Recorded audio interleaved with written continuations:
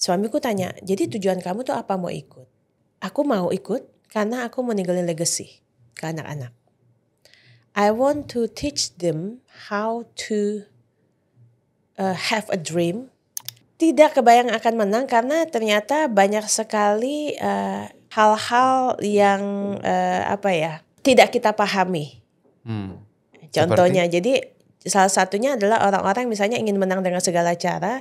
Jadi banyak fitnah-fitnah sekeliling. Jadi di situ.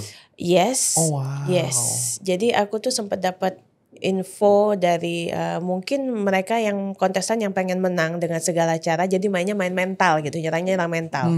Jadi fitnah-fitnah itu akhirnya membuat aku jadinya lelah, artinya, dan sempat tanda kutip pengen pakai aksi bunuh diri lewat makanan. For me is not about winning or losing.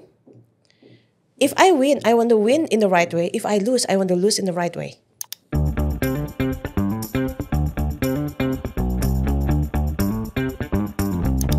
Teman-teman, kembali lagi dengan saya Clemens Raharja, founder Ready Entrepreneur Society di Podcast. Dan hari ini itu kita kedatangan tamu inspirasional keren banget, teman-teman. Ini first female Master Chef Indonesia. Di sini ada Chef Desi yang akan berbagi sama kita dan teman-teman harus nonton sampai akhir. Kenapa? Karena kita di sini seperti biasa kita akan ngomongin tentang kisah perjuangan dan bagaimana justru kisah Chef Desi dari awalnya mulai hingga Master Chef dan apa yang terjadi hingga sekarang. Gitu ya. Nggak pakai lama-lama lagi, langsung kita sambut narasumber kita.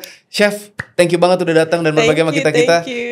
Boleh mungkin silakan perkenalkan diri dulu nih. Jadi Chef sekarang lagi kalau dipanggilnya Chef atau kalau kita biasa di Entrepreneur Society manggil kakak. Jadi enaknya apa gitu. Silakan. Halo semuanya, saya Desi. Saya pengusaha, chef, juga mentor komunitas kuliner, dan tentunya saya seorang istri dan ibu ya. Jadi lumayan kompleks kayaknya. Lumayan kompleks, seru ya. Boleh, gak apa-apa. Nanti kita pengen dengar ceritanya. Nah, Chef atau kakak nih? Kakak gak apa-apa aja. Kak Desi, Kak Desi coba dong. Boleh gak ceritain dulu sebelum Master Chef nih. Jadi kita pengen tahu. Kalau di luaran sana, teman-teman nanti Google cari aja Chef Desi, terkenal banget ya. Cuman saya pengen dengarnya tuh ini, Kak Desi tuh sebelum Master Chef tuh ngapain aja sih?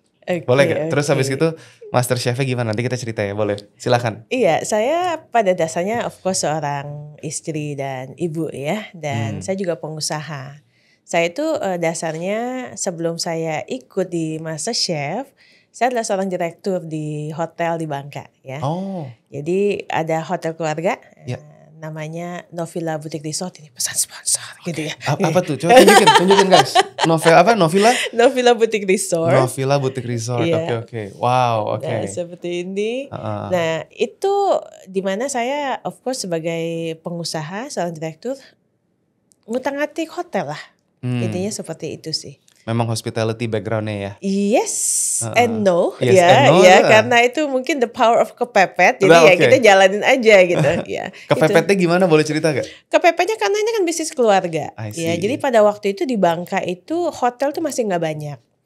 Nah, tempat kita ini awalnya bukan hotel, tapi kemudian dari pemerintah tuh minta ayolah buka hotel lah, ada kebutuhan. I see. Nah, kemudian kita buka hotel, namanya saya sendiri yang cari gitu ya. Lalu sistemnya enggak punya background hotel sama sekali, enggak punya background hospitality, karena aku sekolahnya tuh lebih ke manajemen sebenarnya. Oke. Ya. So ya udah, saya kembali dari Australia waktu itu juga. Oke. Oh, sama dong kita sama. Ya. Menarik. Dan ngurusin deh itu hotel keluarga karena memang gak ada yang handle. So I took it. Dan gimana Australia belajar perhotelan bukan manajemen? Enggak, aku Bachelor of Commerce. Aku di Perth. Oh, di Perth. Yeah. Melbourne Bachelor of Commerce juga sama-sama kita ya. Oke. Menarik. Yeah. Kertin. Yes. Iya, tebakan tepat. Oke. Iya, biasa gitu kalau teman-teman Indo ya. Dari sana pas balik ke Indo terus take over tuh berarti langsung ngurusin. Waktu itu masih kerja sendiri sih ya. Masih kerja sendiri dalam arti gini, papaku tuh mungkin sebagai Chinese parent. Iya. Ya kan? Kayaknya pantangnya tuh gak boleh kerja sama orang, bener gak sih? Iya. Ya kan? Pokoknya udah kuliah, udah dia kerja sendiri aja langsung jadi bisnis, ngolah bisnis aja gitu. Yeah. Waktu itu aku sempat diminta langsung mengambil atau memimpin satu perusahaan yang bidangnya very unfamiliar gitu.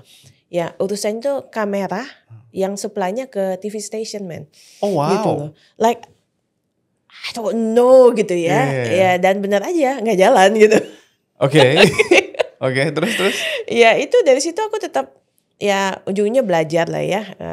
Mulai bisnis, cari bisnis lah, yang bisnis kosmetik semuanya coba dijalanin. Dan nggak gitu jadi juga. Kemudian sesudah itu I married, ya got married tahun 2000. Masih jadi ibu rumah tangga, support suami ya. Kemudian waktu itu juga papaku tuh kebetulan memang sempat main sarang burung walet. Processing gitu. Lalu kami juga rumah cuci akhirnya okay. buka sendiri rumah cuci walet ya. Waktu itu ya berjalan seperti itu dulu sih. Sampai kemudian kayaknya ini mesti dijadiin hotel dan I jump in. I see, oke. Tapi setelah merintis gagal tuh. Yang pertamanya gagal, yes. Okay. Yang berikutnya tetap berjalan tapi ya gitu-gitu hidup aja. Hidup segan mati tak mau. Iya. Oke. Ini cerita yang bagus karena kalau kita ngomongin kisah perjuangan, jadi pas lagi momen-momen itu dalam kehidupan sebelum kita masuk ke sesi MasterChef ini ya. Itu kan pas baru balik terus ngerintis, terus habis itu ini tantangan apa yang terbesar yang dialami? Kalau boleh cerita. Dulu sempat sampai mepet banget atau enggak lah, tenang aja papi masih aman gitu atau gimana? Maybe ada di situasi itu sih. Dan mungkin situasinya gini, tuh kan gue gak mau dari awal. Kenapa disuruh juga gitu. Jadi masih playing victim. Gitu ya. Kan itu untuk pemula tuh kayaknya kan kita paling benar ya. Benar gak sih? Pokoknya gue lebih tahu, gue sekolah di Australia. Maksudnya dengerin gue kan gitu ya. Sombongnya tuh masih mentok gitu. However, dari situ aku akhirnya juga belajar. Belajarnya begini. Kalau memang kita mesti berani berkata tidak. Ketika memang tidak. Gitu ya. However kan memang butuh waktu tuh untuk mencapai kata benar-benar tidak itu. Many time kita karena belum tahu kita mau lari kemana, ya nggak salah juga dicoba-coba dulu. Mungkin itu jadi jalannya menemukan tidaknya kita kan gitu ya. So jadi kita harus bisa bilang kata tidak. Yes. Banyak orang yang mau jadi people pleaser aja. Makanya jadinya ya nggak kemana-mana kan, bahayanya gitu. Yes. So dari situ aku akhirnya belajar tentang karakter orang. Belajar sensitif, menggunakan intuisi dan hati nurani, mempelajari karakter orang, kira-kira nih orang oke gak sih gitu ya, kira-kira atau ini cuma topeng doang ya kan, itu kan juga butuh ilmu ya. Bersyukurnya ya ketemulah di titik, oh ternyata orang ini karakternya begitu, dan I guess menemukan dan paham tentang orang itu satu hal yang penting sih dalam bisnis. Oh iya, itu skill yang mahal banget itu. Ada nggak tips and tricks deh kalau gitu buat teman-teman? Kita berbagi ilmu sedikit nih. Iya. Pengalaman waktu itu. Iya, buat saya kadang-kadang kita tuh melihat orang tuh hanya dari first impression. Yes. Which is sometimes nggak salah juga gitu. Tapi mesti digali terus gitu ya. Saya nggak tahu ya. Mungkin ada yang berkata gini. Kadang-kadang wanita itu intuisinya lebih kuat dibandingkan pria. It could be right, it could be wrong, but since I'm a woman, for me it works gitu. It works ya. Jadi kayaknya saya ngerasain ini kayaknya ada something yang nggak oke. Tapi kan segala sesuatu tuh mesti diuji. Apa yang saya pikirin, apa yang saya rasain belum tentu benar kecuali itu diuji. So I guess kita perlu mengambil waktu. Oke deh, aku kasih time frame. 1 kali kalau begini mungkin aku salah gitu. Kalau 2 kali begini mungkin aku masih salah gitu ya. Tapi 3 kali masih begini, oke, kayaknya memang yang sana yang salah misalnya gitu ya. Jadi pengujian-pengujian itu diperlukan untuk kita jadi lebih paham dan belajar situasi. Kita juga mempelajari diri kita juga mempelajari sekeliling kita gitu ya. I guess without studying ourselves and the situation or people, I don't think we can do business. Ya. Kenal diri, sadar diri, tahu diri. Itu yang saya selalu bilang gitu ya. Cakep. Nah, dari proses itu, justru kan kita ngomongin tadi udah pernah ngalamin kritis segala macam. Terus hotel. Hotel langsung sukses. Oh enggak, babak belur. Oke, coba ceritain gimana tuh kisahnya tuh. Hotel itu, Bangka ini kan tidak terkenal dengan turismenya. Kalau saya kita belum pernah, nanti kalau ke Bangka teman-teman ya. Kalau mau ke Bangka ingat hotelnya ya. Tadi no villa. No villa. Ya, terus. Jadi sangat jomplang lah. Kalau kita ngomong pariwisata, tentunya Bali salah satu pacuannya gitu ya. Acuannya. Bangka, jauh banget lah. Jauh banget. Karena memang sekolah perhotelan boro-boro ada. Kalaupun ada ya, kalau menurut pandangan saya, sorry ini ya, supaya saya nggak dihakimin nih ya. Okay. Tapi menurut pandangan saya kurang proper gitu. Okay. So kami awalnya tuh harus menarik orang-orang luar untuk membantu kami gitu. Dan tidak adanya pengalaman yang saya sampaikan tadi dalam dunia perhotelan, tentunya yang lebih paham, yang lebih pintar. Ya, jadi ngalamin lah itu ditipu, ya kan, dibawa lari uangnya, ya. Lalu kemudian kong kali kong dengan teman-teman yang dibawa gitu. Sampai akhirnya saya berpikir begini, nggak gini nih caranya. The reason why I choose orang-orang luar yang punya pengalaman, honestly, nggak mau pusing. Kenapa? Karena ngelatih orang lokal tuh mabok, men. Ya, mindsetnya juga, sangat very hard gitu. Sementara dan skill nggak ada, mindset juga nggak ada gitu. Mindset yang benar nggak ada. Jadi the right way to do the business, I have to choose atau I have to pick orang yang punya pengalaman. Ya, at least untuk ngebantu lah. Ya, sepemahaman aku kan kita tuh merekrut sesuatu tuh karena kan perusahaan punya masalah. Benar nggak ya? Betul, ya betul, kan? betul. Kalau punya masalah chef yang masak, berarti saya mesti rekrut chef gitu. Dalam hal ini saya punya masalah untuk yang manage hotelnya, because I stay in Jakarta. I see. Bukan di Bangka, jadi bolak-balik doang. Okay. Jadi dari situ kemudian kita pilihlah beberapa orang yang kalau di luar mungkin posisinya belum sampai sana, tapi kalau daerah kan bisa naik ya. Iya. Kan gitu, dipaksa naik kan. Ya, it didn't work. Sampai akhirnya saya memutuskan dan belajar, hey, kalau aku rekrut orang luar, aku gampang, ya nggak pusing. Tapi kalau mereka aneh-aneh nih, dia tinggal pulang.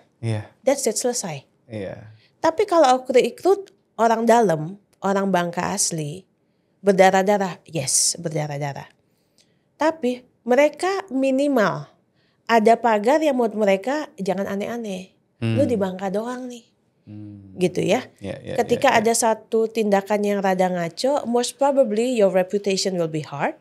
Konsekuensinya, jadi will be hard for your life juga gitu.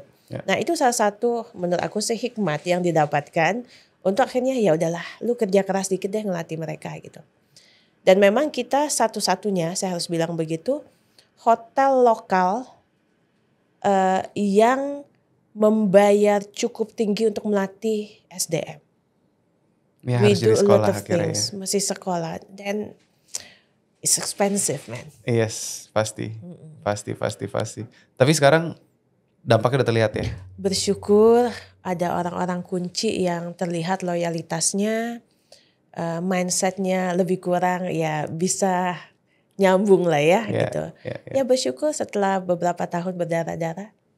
Gitulah, itulah dunia bisnis. Yes. Ini semua problem dialami sama teman-teman pengusaha. Kalau kita ngelihat dari sebelum-sebelumnya juga sesi-sesi teman-teman pasti ngelihat juga ceritanya mirip-mirip. Problem pengusaha kalau nggak offset, people, keuangan. Itu udah 3 aja sih itu. Ya, pengembangan pasarnya segala macam semua nanti relasinya ke sana. Jadi ini kisah bagus banget. Nah, terus kita nggak ngomongin hotelnya. Nanti teman-teman kalau mau cek hotel langsung ya.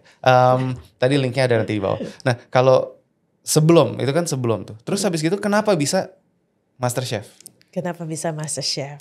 Wow. Part of the plan atau emang ya mungkin kemana Tuhan kirim saya ngikut atau gimana kisahnya tuh? Part of God's plan. Nah, itu gimana Not kisahnya? part of my plan, but part of God's plan. Aku dari dulu kan memang suka makan ya. Suka makan berarti begini. Aku ngerasain waktu kecil itu, aku kan 4 bersaudara. Dan mama yang selalu masak di rumah. Jadi di rumah itu karena di Bangka kan banyak seafood ya. Wah asik tuh, aduh. Pengen ke Bangka guys. Oke, terus? Jadi kita kan selalu makan sama-sama. Ketika kita makan sama-sama, mamaku itu dia suka ngupasin gitu seafood ke kita. Jadi kalau meja kita tuh bundar. Jadi dia ngupasin nih, kalau kepiting kupasin ke satu, ke Koko, ke saya, ke papa, ke ini gitu ya, ke Cici gitu ya. Udah itu nyampe ke mama sendiri, ya ini udah keburu habis kan. Oh. Iya kan? Oke. Lakukan lagi gitu. Awalnya saya nggak sadari, tapi kemudian saya flashback. Hey, waktu itu mamaku kapan makannya ya? Iya, itulah seorang ibu ya. Kasih seorang ibu. Oke. Then I understand that is love. Nah itu akhirnya membuat awal kecintaanku ke kuliner, masak. Jadi sharing food itu sharing love. Yes. Gitu. Yes. Awalnya seperti itu. Keren banget. Oke. Nah kemudian aku tuh nggak tahu ternyata ada MasterChef Indonesia. Oh, Yang taunya tuh ya adanya kan yang Australia, yang Amerika gitu kan. Nah kalau di hotel aku tuh sering makan sama manajemen nih, staff. Ya, yuk duduk makan, ntar chefnya yang masak gitu ya. Begitu makan suka gini, ini kamu pakai cengkeh ya? Ini kayaknya ada pakai jinten ya? Gitu. Mereka tuh ternyata staff itu memperhatikan. Oke. Nah sampai akhirnya satu kali ada MasterChef Indonesia rekrutmennya untuk yang kedua pendaftarannya kan registrasinya. Karyawanku bilang begini, Bu, ini pendaftaran linknya. Ibu daftar deh. Ibu pasti menang. Wah gitu loh. Saya oke. But then I'm like, kayak apa sih? Ya, soalnya menarik ya. Kayak ngeliat MasterChef tuh waktu Anda 60 menit. Gue mesti masak sendiri 60 menit gitu ya. Bisa nggak ya? Jadi that curiosity trigger me gitu. Akhirnya mulai ya menarik juga ya, pengen tahu gitu, bisa atau enggak, awalnya seperti itu. Dan aku daftar, waktu itu kalau nggak salah pendaftarannya nomor 14.758. Wow. Lebih kurang begitu. Okay. Karena yang daftar tuh Indonesia sih ya. Iya. 2.500 either situ lah, pokoknya aku di tengah lah angkanya gitu. Oke. So 28.000 yang daftar 28.000 pada waktu itu. So waktu itu I finally sign in and then masuklah kan, ya kan ditanya nih, kenapa kami harus memilih kamu, kan mesti ini segala macam. That final question, kenapa kami mesti milih kamu? Aku tulis aja dengan pedenya, kapan lagi dapat pemenang dari Bangka. Oke, cakep. Yang penting pede dulu guys. Oke, siap. Terus dan masuklah. Sampai di titik itu kan belum selesai. Lalu tiba-tiba oke, Anda terpilih menjadi kontestan. Ini syaratnya. Yang paling berat adalah syaratnya kamu harus dikarantina 5 bulan. Oh iya, karena syuting sih. Karena syuting. Akunya sih nggak apa-apa. Nah waktu itu kan, nah itu ya. Bisnisnya? My business nggak apa-apa. Oh nggak apa-apa. Ini keluarga gimana? Oh iya betul. Iya, waktu itu udah menikah ya? Waktu itu sudah menikah, menikah dan punya 3 anak kan. Anaknya masih kecil, 8, 9, 11. Oke. Nah suami mana yang mau ditinggal dengan 3 anak? Makanya dibalik istri yang hebat ada suami yang suami yang mendukung ya. Siap. Terus? Jadi akhirnya suamiku tanya, begitu ngelihat, karantina 5 bulan. Karena waktu yang bersamaan kami tuh harus pindah rumah. Oh wow. Jadi ditinggal dengan 3 anak lalu harus pindah rumah. Kalau aku jadi suami juga mikir kali kan. Oke. Make sense ya. Yeah. But then I was praying gitu ya. Kayaknya nih ada bigger purpose. Suamiku tanya, jadi tujuan kamu tuh apa mau ikut? Like, okay, this is very interesting question. And I say, let me pray about it. Dan akhirnya aku menemukan waktu, akhirnya aku bilang pada suamiku, aku mau ikut karena aku mau ninggalin legacy ke anak-anak. I want to teach them how to have a dream, achieve the dream, but you have to do the dream, the progressnya itu in the right way. Not in any ways. Karena banyak orang achieve a dream. Ya, dan the progress in the right way ya. Karena banyak orang yang mau mencapai segala sesuatu tuh dengan segala cara. Gitu. Itu yang berbahaya gitu. Which is ya mungkin sah-sah aja gitu. But in my case mungkin bukan value itu yang aku dapetin gitu. Karena itu akhirnya aku disetujuin untuk ikut. Nah, it was hard. Jadi kalau disuruh mengulang lagi kayaknya nggak deh. Oke. Itu satu pembelajaran cukup berat lah ya. Because sebagai seorang direktur yang di bawahku ada 80 orang. Gak gampang. Dan aku mesti tunduk gitu dengan perintah. Kamu mesti begini. Siapa lo kan gitu ya. Jadi egonya tuh begitu.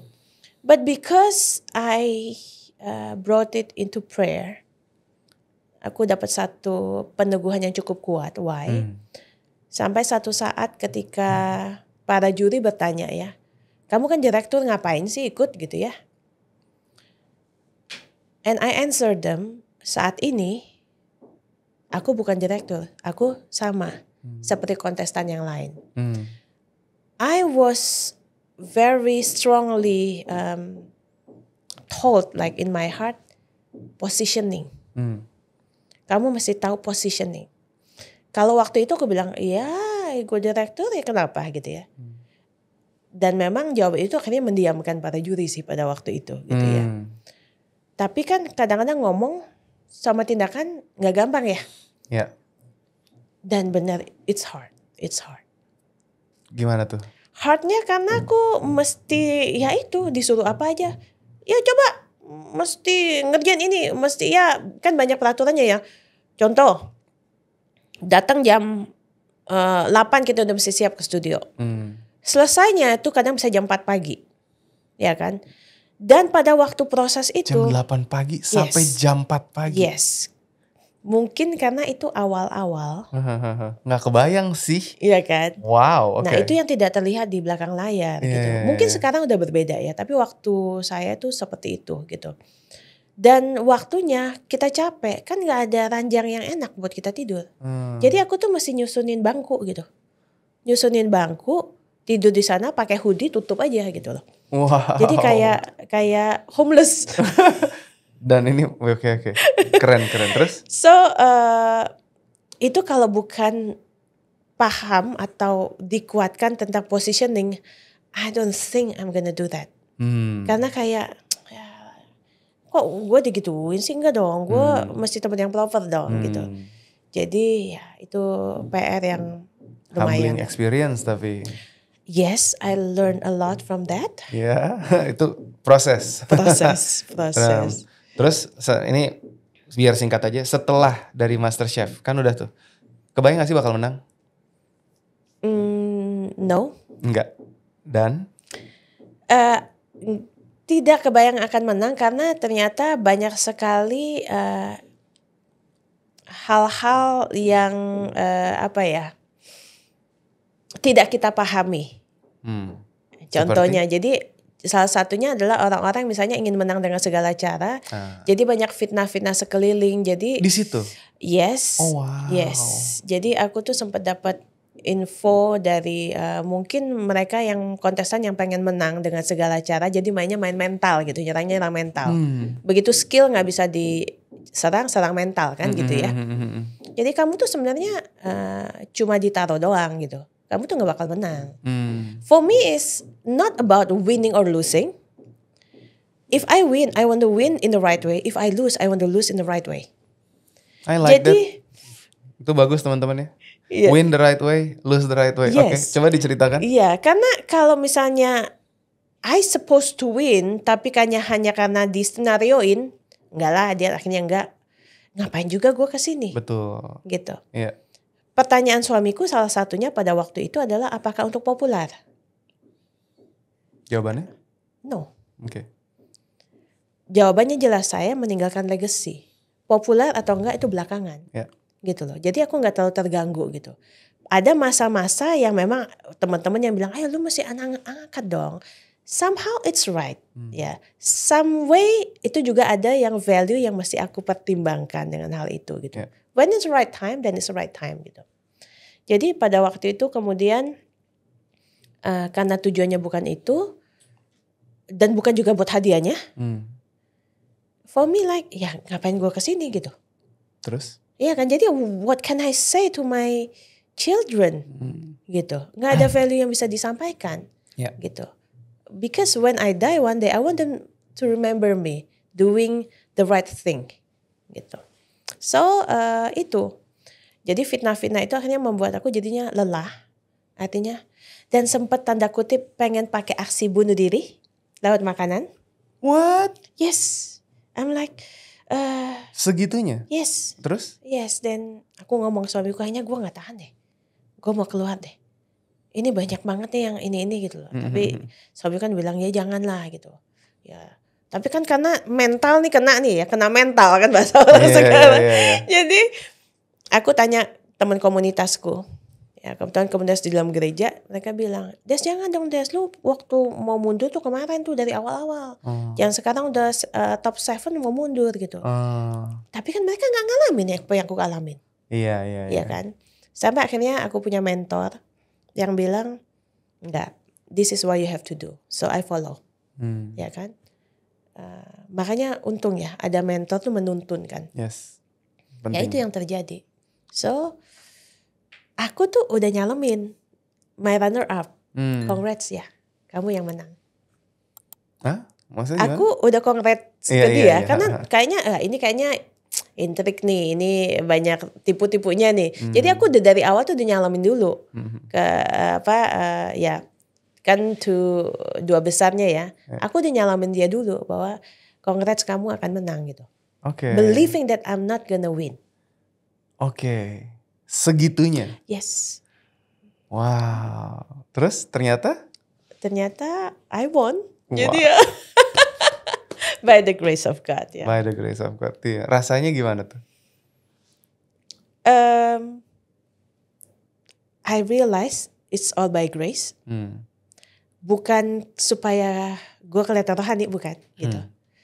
Karena I don't have the background gitu. Semuanya benar-benar belajar sendiri gitu ya. Jadi kalau dibilang bangga enggak? Bangga tapi ya bangga ya gitu. Bukan sampai gue enggak gitu.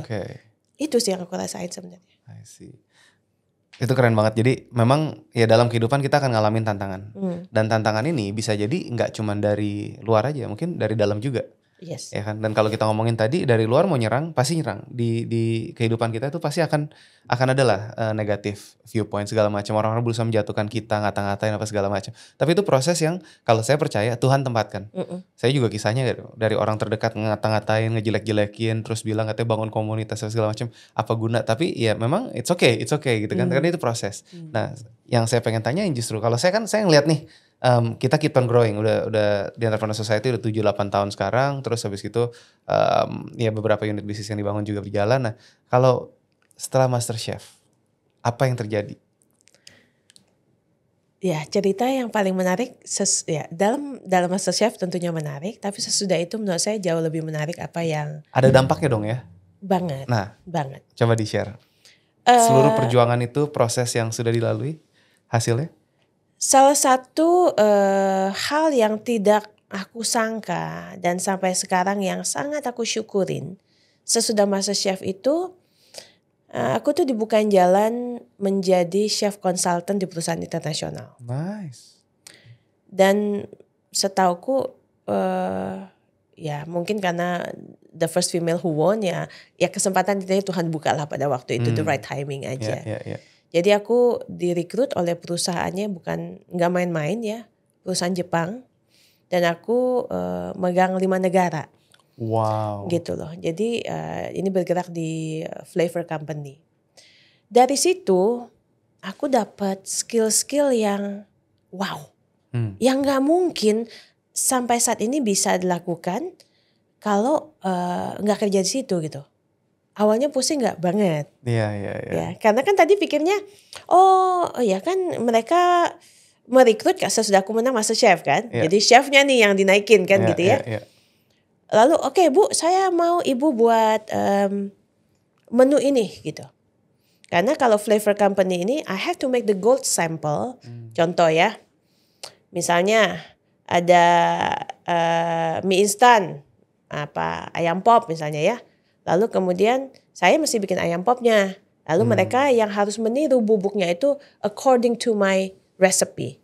Jadi my recipe itu mesti clear, mesti full body, mesti aftertaste-nya mesti gimana itu mesti jelas. Jadi sensory skill-nya itu yang diituin gitu. Sampai dari aftertaste segala macam ya. Yes, Gila, gitu. Lalu kemudian melakukan R&D. Nah, dari situ akhirnya yang tadinya aku pikir cuma masak. Wait. Mereka Bu Desi, wait. Yes. When you cook, make sure semuanya digramasi. Okay, that's easy. Kedua, durasi. Yeah, that's easy. Ketiga, suhu. Semua bisa dicatat. Oke. Itu yang Lalu, bingung ya. lalu kalau aku misalnya kurang asin nih, mau nambahin garam misalnya, nggak bisa cuma naruh gitu aja dong. Iya. Ditimbang juga. Iya. Gitu. I'm like, okay, what's happening here gitu kan. Iya. Jadi beda banget dari masak rumahan. Biasa masaknya begini gitu kan. Nah, Gitu. Iya. Keringet enggak itu kalau di abang-abang. terus. Sampai akhirnya mesti tahu banyak teknik. Aku juga mesti tahu peralatan masak yang ini akibatnya apa, ini jadinya gimana, ini jadi apa. So I have to know. Gitu. Jadi memang ngelatih sensori gitu. So but then again ya, what I believe hardship itu kalau kita mau ambil dari awal, ujungnya jadi mudah kan. Tapi kalau kita semuanya mau mudah, ujungnya jadi susah, benar nggak sih? Setuju nggak? Betul. Nah itu, so I praise God for allowing me gitu untuk ngalamin proses yang susah ini supaya dampaknya tuh ke depan jadi lebih besar gitu. Itu yang terjadi. Keren. Jadi teman-teman, di sesi ini kita udah dengerin ya tadi dari awal perjuangan, dari mulai balik perjuangan merintis, terus habis itu ada yang gagal, terus mulai akhirnya harus take over dari perusahaan bisnis keluarga, dari hotel sampai sekarang masih berjalan. Terus harus dapat kesempatan yang pengen menunjukkan ini jadi sebuah legacy. Jadi mau setia kepada proses dan mau berproses loh. Karena tadi setelah kita dengerin ya, mungkin singkat nanti teman-teman bisa nonton podcast dari yang lain gitu. Kalau ceritain di belakangnya MasterChef itu seperti apa perjuangannya gitu. Tapi yang saya bisa tarik benang merahnya itu teman-temannya, kalau kita setia pada proses dan mau dibentuk dan mau mengikuti gitu kan, sebenarnya ya Tuhan punya rencana apapun itu gitu. Kita ngelihat dan akhirnya sticking, ketika kita udah mulai terjun mengerjakan sesuatu untuk jalan sampai ke akhir juga itu kan perlu proses tadi. Udah berapa kali mau nyerah tadi bilangnya mau bunuh diri pakai makanan. Saya bingung itu gimana. Banyak orang yang kelaparan di luar sana, tapi ya udah gitu kan ya. Cuman itu kisah lain. Cuman yang kita bisa tarik nih dari sesi ini tuh teman-teman, kita bisa lihat dari setiap pada prosesnya. Terus habis itu masuk ke multinational company, belajar yang tadinya kalau kita nggak punya ilmunya juga bingung mau gimana. Dan justru saya bilang Kak Desi, Chef Desi ini tuh udah bisa sekarang itu berbagi ke banyak teman-teman UMKM di luar sana melalui komunitasnya. Kita pengen belajar, justru ini kan kita ngomongin ilmunya. Di video selanjutnya teman-teman bisa nonton juga nanti ya. Itu ada ilmu-ilmu yang kita pengen bagikan buat terutama teman-teman pengusaha kuliner juga nanti dari apa pengalaman yang sudah didapat dari Kak Desi di sini. Jadi stay tune dan bisa belajar terus bareng kita-kita. Kalau teman-teman pengen belajar nanti kewirausahaan, ilmunya, komunitas yang positif punya vibrasi yang mau berkolaborasi bersama-sama, please gabung sama kita-kita di The Entrepreneur Society.